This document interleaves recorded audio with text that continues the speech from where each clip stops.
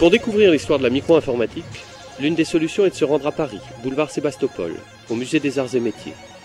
Sagement installé dans des vitrines, dans le décor calme et feutré d'un édifice public, vous découvrirez les Auric, Sinclair, Thomson, Apple, IBM, bref, tous les principaux modèles qui ont fait l'histoire de cette encore jeune industrie.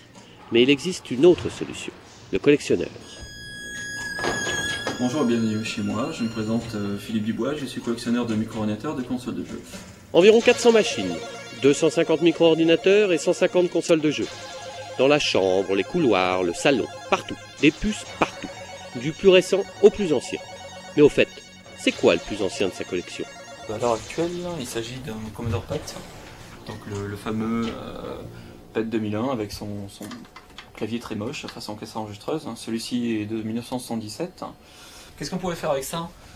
Pas grand-chose. On pouvait programmer en basique, faire des petits jeux, mais vraiment des trucs très très moches. Sauvegarder ses programmes sur cassette.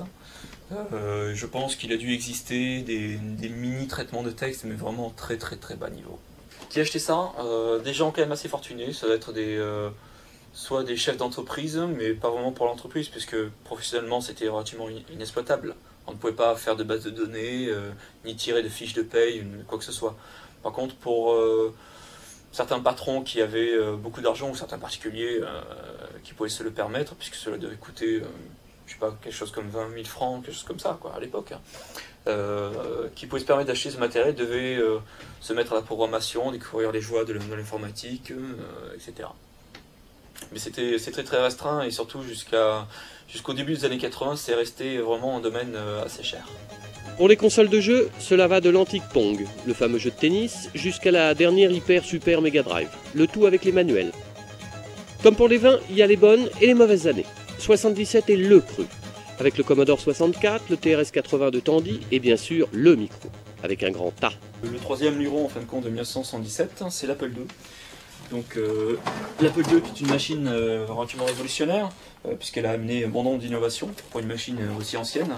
J'ai ici par exemple un Apple IIe qui est une des dernières évolutions du standard, avec lequel elle est entièrement compatible, si je puis dire. Donc l'Apple II est une machine qui a intégré de suite une notion d'extension extrêmement développée, que l'on retrouvera plus tard dans les BMPC, puisque Apple a construit de suite des bus d'extension, avec par exemple ici de très nombreuses cartes. Vous avez une carte d'extension mémoire de 128 généreux kilos, des cartes vidéo, des cartes son, toutes les cartes possibles et imaginables que l'on pourrait rencontrer sur des PC actuellement. Donc des cartes son, cartes vidéo, cartes scanner, cartes lecteur de disquettes. Tout cela était déjà disponible sur Apple II dès 1978-79, ce qui est vraiment exceptionnel. Mais tout cela était cher, très très cher. Des milliers, voire des dizaines de milliers de francs. Des sommes beaucoup trop élevées pour les particuliers. Comme pour la pop, avec les Beatles, la révolution est venue d'outre-Manche. Bien avant Alan Sugar et ses Amstrad, messieurs les Anglais avaient tiré les premiers. Un constructeur britannique du nom de Sinclair a eu l'idée de sortir une machine vraiment très minimale, mais qui permet à beaucoup d'utilisateurs de se façonner, de se faire à l'informatique, à la micro-informatique, puisqu'il a sorti deux modèles. D'abord le ZX 80 qui est ici.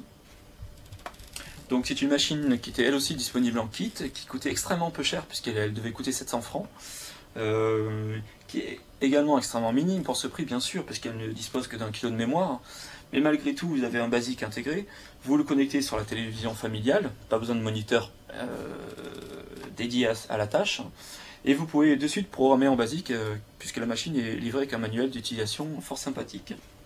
Pas beaucoup de personnes ont commencé avec le ZX80 puisqu'il était très peu disponible, puis c'était essentiellement en Angleterre en fin de compte. Par contre, son modèle, son grand frère, vraiment entre guillemets, le ZX81, c'est une machine avec laquelle ont commencé énormément d'utilisateurs de maintenant, en fin de compte. Ils ont tous commencé, ou presque avec cette machine, parce qu'elle était très peu chère également. Elle coûtait 600 francs en France.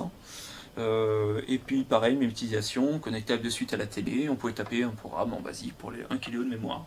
Mais heureusement, celle-ci est extensible, donc vous avez également un bus d'extension sur lequel vous pouvez se connecter une cartouche de 16 kg, ce qui montait la machine à 17 kg. Waouh! Et ce qui donnait accès à des logiciels on va dire, de comptabilité familiale, des choses comme ça. Le plus formidable, c'est que 90% de ces machines fonctionnent. Évidemment, pas toujours du premier coup. Il faut bidouiller des câbles, bricoler des connexions, retrouver des programmes sur disquette, cassette ou sur Internet. Bref, faire preuve d'astuce, de débrouillardise, de malice. Mais quel bonheur! 4 à 5 minutes pour charger un programme, quand il ne faut plus que quelques secondes aujourd'hui. Encore 5 minutes pour laisser vos yeux ébahis contempler des boules, certes carrées, mais d'époque. Vous ne connaissez pas Philippe Dubois?